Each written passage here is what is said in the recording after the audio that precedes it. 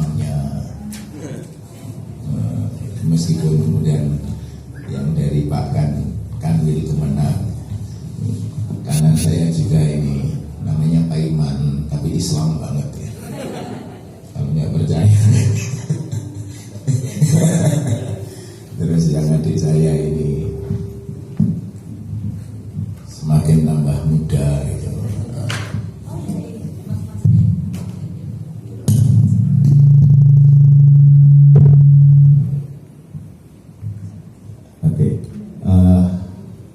Hari ini saya nggak tahu, benar-benar nggak ngerti. Pokoknya kemudian diperintah oleh imam, itu manut kan gitu. Namanya makmum diperintah imam harus manut. Ya, baru tahu kali ini kalau kemudian utopia. Oke, tetapi persoalan pendidikan hari ini, menurut saya pengen nanggapi kemarin-kemarin itu yang viral banget itu. Apa kemarin? Ada Darmono namanya, salah seorang pemerhati pendidikan. Sama Dwaji Darmono, saya lupa namanya, yang kemarin sempat bisiki Mr. Jokowi untuk pokoknya nanti jangan ada pendidikan agama di sekolah karena gak penting, ya kan gitu. Sempat viral barangkali itu, tetapi untung cepat diredam. Ya kemarin kan bumbu-bumbu kampanye saja itu sebenarnya. Tetapi pertanyaan ini menjadi menarik, karena saya kaitan dengan itu, apa memang perlu pendidikan agama? Ya kalau Anda yang di PAI mesti langsung ngasem gitu kan. Kalau nggak ada, terus kerjanya saya apa? Oke kan begitu. Oke. Tetapi kita nggak bisa menafikan gugatan yang seperti itu. Untuk itu maka menurut saya, dan problem ini juga, memang penting pendidikan agama. Ada dua hal. Pertama, apakah perlu pendidikan agama itu? Makanya saya akan menjawab itu. Apakah perlu sih pendidikan agama di sekolah itu? Kurikulum agama di sekolah itu apa masih perlu? Apalagi mulai dari SD, mulai dari TK sampai kemudian perguruan tinggi ada terus. Satu. Kemudian yang kedua, kalau kemudian ada gugatan bahwa kenapa kok muncul gugatan seperti ini? Karena mungkin gak jelas, outputnya itu gak jelas, hasilnya gak jelas, barangkali seperti itu. Itu sebabnya saya nanti akan mencoba masuk ke sebenarnya pendidikan agama kita sudah Islami betul, sudah syar'i betul kalau hari ini gitu ya. Mungkin dua hal ini nanti yang mencoba secara sepintas saya lanjutkan gitu saja. Yang pertama, saya teringat apa perlu pendidikan agama itu di sekolah. Saya terus terang jawaban ini saya temukan di mana? Ketika saya ke Finlandia, kemarin diajak jalan-jalan ke Finlandia, alhamdulillah gratis. Karena yang biayai kampus. Saya melihat Finlandia untuk pendidikan dasar hari ini sudah kalah dengan Swiss, dengan mana? Yang kemarin ada penembakan di masjid itu. Dengan Selandia Baru, hari ini Selandia Baru number 1. Kemarin Finlandia. Dan ini rata-rata di negara-negara Skandinavia dianggap terbaik. Yang terbaik itu kemudian kenapa kok bisa terbaik? Karena guru di Finlandia itu gajinya tidak ada yang mengalahkan guru. Semua pegawai apapun gajinya tidak ada yang setinggi guru. Wajar kan gitu kan? Dokter kecil, insinyur kecil gitu kan? Karena guru adalah pekerjaan dengan gaji terbesar dan dengan rasa hormat terbesar. Finlandia. Ya kalau mau pengen pendidikan maju barangkali ya saya tidak tahu apakah harus ditiru apa enggak. Kalau ditiru kuat enggak. Yang pasti itu. Jadi di Finlandia gaji guru, pekerjaan guru adalah pekerjaan paling terhormat dan gaji paling besar dibanding dengan pekerjaan-pekerjaan yang lain. Dan itu rata-rata di negara-negara Skandinavia kayak teman-temannya Denmark, Norwegia dan lain sebagainya. Tapi bagi saya ini nggak menarik. Yang menarik itu kemudian ketika saya lihat ternyata mulai anak-anak itu mulai kecil sampai besar selalu diajari masak. Jadi namanya pelajaran memasak itu ada mulai dari TK sampai SMA kalau gitu. Dan itu setiap semester ada. Kalau yang lain-lain boleh berganti, tapi untuk masak. Kata saya pada saat itu, alah masak aku ya iso. Ya gitu. Tapi itu diajarkan. Mulai dari bahan yang bisa dimasak apa, gimana cara masaknya, dan gimana cara menghidangkannya. Karenanya kalau, dan ini berlaku juga kan di negara-negara seperti Amerika Serikat. Jadi kalau kemudian ada orang Amerika kemudian datang ke Indonesia, ya nggak usah ditanya bisa masak apa enggak. Itu berarti apa yang tanya kayak gitu katon bodohnya. Kenapa? Karena dijamin. Kenapa? Karena mulai setiap semester ada masak. Nah inilah kemudian saya bertanya, kenapa ada pelajaran memasak? Dan itu selalu wajib mubalaghah. Namanya wajib mubalaghah. Ketika saya tanya, kenapa kok begitu? Karena apa? Pendidikan kita memberikan pengajaran kepada bangsa ini bagaimana bisa tetap survive. Ini intinya di situ aja. Jadi apa yang diajarkan di sekolah? Sekolah adalah mengajarkan bagaimana mereka bisa survive. Untuk bisa survive maka yang pertama harus bisa apa? Makan. Karena yang pertama untuk syarat untuk survive itu adalah makan, maka berarti semua bangsa harus bisa, nah, kan gitu, bisa cari makanan, apa saja bahan yang bisa dimakan, gimana cara makannya, kalau tidak ada ini makan ini dan lain sebagainya. Karena itu mereka ajarkan itu. Nah, kenapa ini terjadi begitu? Karena memang sejak awal mereka memposisikan itu sebagai target tertinggi bahwa bangsa harus tetap bisa survive. Ini berlaku. Beberapa tahun berikutnya kemudian mereka merasa karena bisa survive dan kemudian hasilnya apa? Wah, yang namanya masyarakat Finlandia hari ini tuh masyarakat yang penuh kesadaran personalnya tinggi banget dan semuanya bisa hidup mandiri. Tetapi ada jeleknya. Setelah diteliti ternyata orangnya individualis betul. Kenapa? Karena mereka merasa tidak butuh orang lain karena bisa hidup mandiri. Muncullah kemudian ada revisi kurikulum. Dan diterapkan beberapa sekitar 5 tahun terakhir ini. 5 tahun terakhir ini baru ada mata kuliah wajib kedua setelah masak. Ya ini apa? Hidup bermasyarakat, hidup bermasyarakat, mengambil peran. Ini juga kemudian meskipun tidak sedahsyat masak, tetapi setiap tahun bagaimana mereka diajarkan betul bagaimana bisa hidup berdampingan antara satu dengan yang lain, bagaimana bisa hidup mengambil peran yang berbeda antara satu dengan yang lain. Kenapa kok begitu? Karena mereka itu tadi setelah kayak begini benar diajari masak dan lain sebagainya, benar-benar bisa hidup mandiri, merasa gak butuh orang lain, akhirnya kayak begitu, akhirnya itu. Artinya apa? Saya memandang bahwa kenapa pendidikan di Finlandia seperti itu dan kenapa tidak ada pendidikan agama? Gak usah takut, gak ada mereka pendidikan agama. Barangkali Darmono yang namanya Darmono ini mungkin gurunya sana, di sana nggak ada pendidikan agama. Oke, boleh jadi kenapa? Karena mereka tetap bagi saya memandang manusia hanya sebagai makhluk biologis dan yang kedua sebagai makhluk sosial. Sebagai makhluk biologis dia harus tetap survive, pelajarannya diajari masak, matematika tidak ada diajarkan setiap tahun kayak kita itu nggak ada.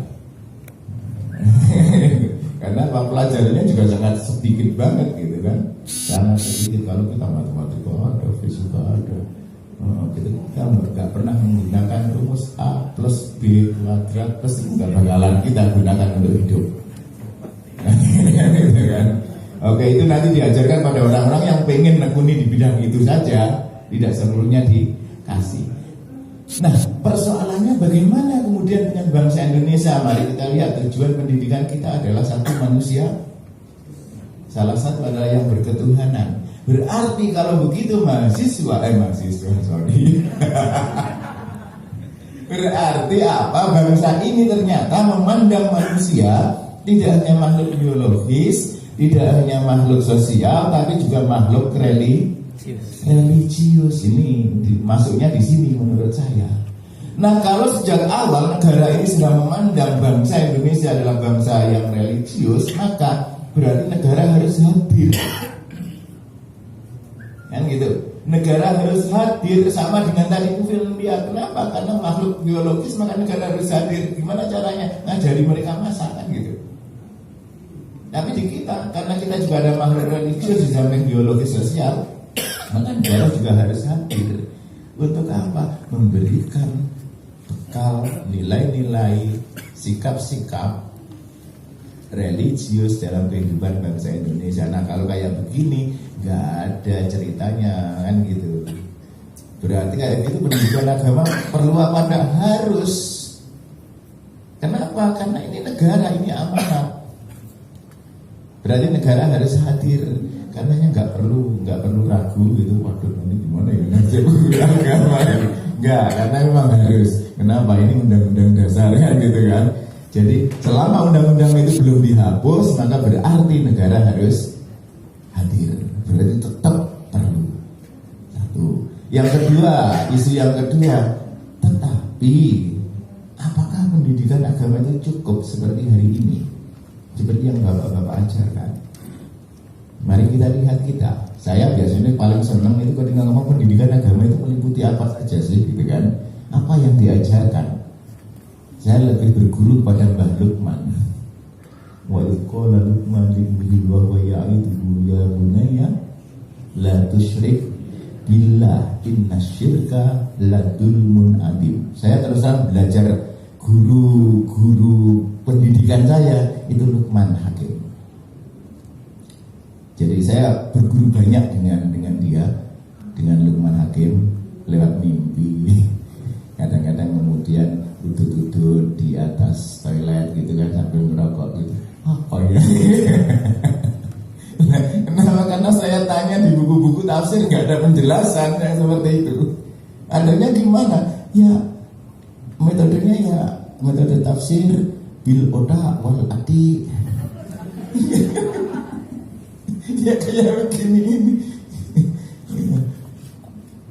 Ya karena nggak ada sumbernya ya, akhirnya kayak begitu. Apa yang pertama bagi saya, wa idz qala Luqman libni wa huwa ya'iduhu ya la tusyrik billah, ini yang pertama adalah yang diajarkan kepada peserta didik agama adalah loyalitas hanya kepada Allah Subhanahu wa taala. Ini aja.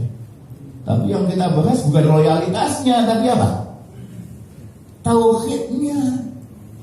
Kenapa saya ngomong loyalitas? Karena la tusyrik billah. Jangan loyalitasnya dibagi dong kepada yang lain.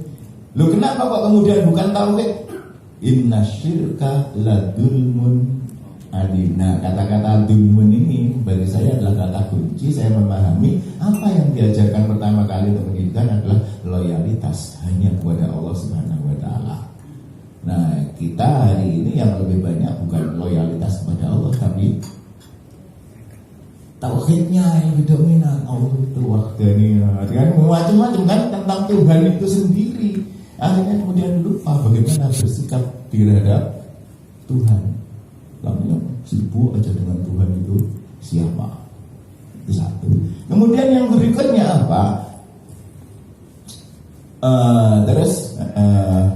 Apa berikutnya? Wali-walidayya. Kan gitu. Ini jadi bersyukur. Loyalitas pada Allah berarti ajari mereka bersyukur kepada Allah. Kemudian Wa wasainal insana biwalidayhi hamalathu ummuhu wahnan ala wahnin. Berarti apa? Berterima kasih kepada kedua orang tua. Atau disebut dengan birrul walidain. Ini masuk dalam pendidikan agama. Sebelum yang lain-lain loh. Ini kalau ngomong Luqman, berarti tadi loyalitas, kemudian yang kedua. Di sini ayat ini juga mengajarkan bagaimana kita mengajarkan birrul walidain. Ternyata hamalathu ummuhu wahnan ala wahnin. Diajak, ternyata ajak mereka untuk baper. Kan gitu kan? Wah, kita ngajarkan pokoknya birrul walidain, tapi ya hamalathu ummuhu wahnan ala wahnin wa bisaluhu fi amaini. Oke, ya sekali-sekali lah untuk birrul walidain ngajak orang hamil masuk kelas, tolong dilus-lus gitu ya. Ini baru baper banget. Ini bawa itu dalam kelas. Kira-kira guru PAI yang mengajarkan seperti itu ada nggak ya? Nggak ada. Padahal ini sudah mengajarkan metode pengajarannya itu hamalathu ummuhu wahnan ala wahnin. Sekali-sekali diajak lihat orang bukan hanya hamil, ngedenya itu ketika melihatkan bagaimana sengsaranya kan gitu. Oke.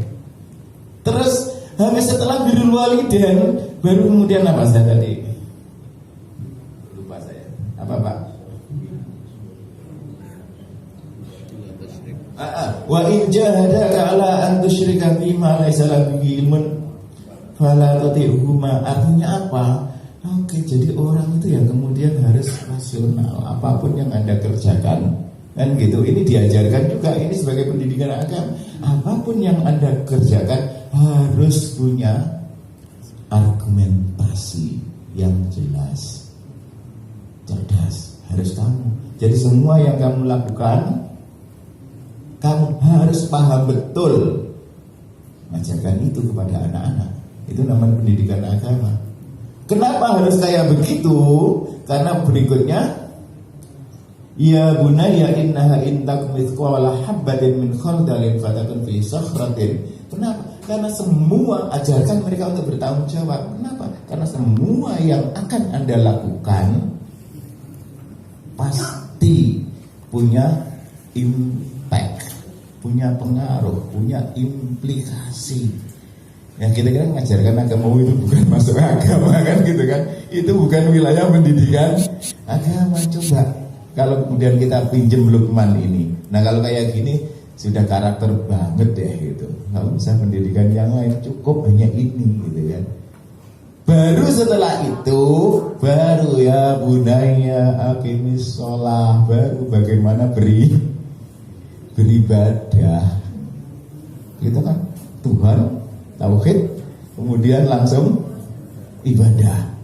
Coba ini urut-urutannya ini coba. Pada pertama adalah tadi loyalitas kepada Tuhan, kepada kedua orang tua, kemudian dia bagaimana setiap tindakannya harus dia sadari, dia kuasai, kemudian dia harus menjadi orang yang bertanggung jawab, baru kemudian beribadah. Nah setelah beribadah maka ternyata masuk dalam kategori pendidikan agama. Wala tusa'ir khazzaka linnas wala tamshi fil ardi maraha. Apa? Nah inilah yang disebut dengan kecerdasan sosial. Ajari mereka untuk hidup. Bagaimana cara hidup bermasyarakat. Itu masuk juga dalam wilayah pendidikan agama. Dan yang terakhir, waqsid fi masybika waghdud min sautik inna ankaral aswat la sautul. Apa?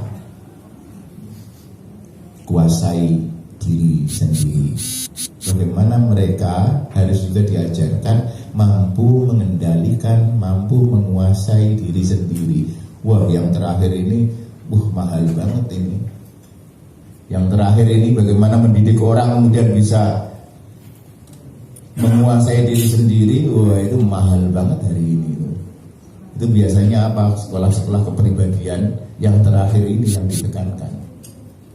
Bahkan kemudian dulu pernah Kalau Anda nanti sekolah di seperti dulu saya mengertinya kan generasi tua, ada namanya romantir gitu kan. Bikin sekolah kepribadian gimana cara diajarkan misalnya kalau senyum juga harus kayak begitu, diajarkan bagaimana senyum. Kalau senyum yang baik itu kira-kira bibirnya ditarik ke kanan berapa senti, ke kiri berapa senti kan gitu. Jangan nggak seimbang, kalau nggak seimbang kacau nanti. Dan kayak gini diajarkan, dan itu masuk wilayah pendidikan agama. Nah selama ini wajar jika kemudian orang banyak yang melecehkan gitu kan. Kenapa? Karena yang diajarkan yaitu tadi agama sebatas pengetahuan, bukan kemudian bagaimana sikap seorang beragama. Makanya wajar seperti orang-orang Darmono dan lain sebagainya sangat-sangat jelas gitu ya, wajar banget. Kenapa? Karena selama ini kita ulang coba materi pendidikan agama mulai dari SD sampai perguruan tinggi yang kita bisa wudu kan gitu kan, ini diulang kan gitu kan sampai bukan itu. Nah kalau kemudian pinjem tadi itu konsep pendidikan agama versi Lukman Hakim tadi, semua selesai. Menurut saya kok begitu, ini adalah pemancing saja. Saya kira itu. Terima kasih. Assalamualaikum warahmatullahi wabarakatuh.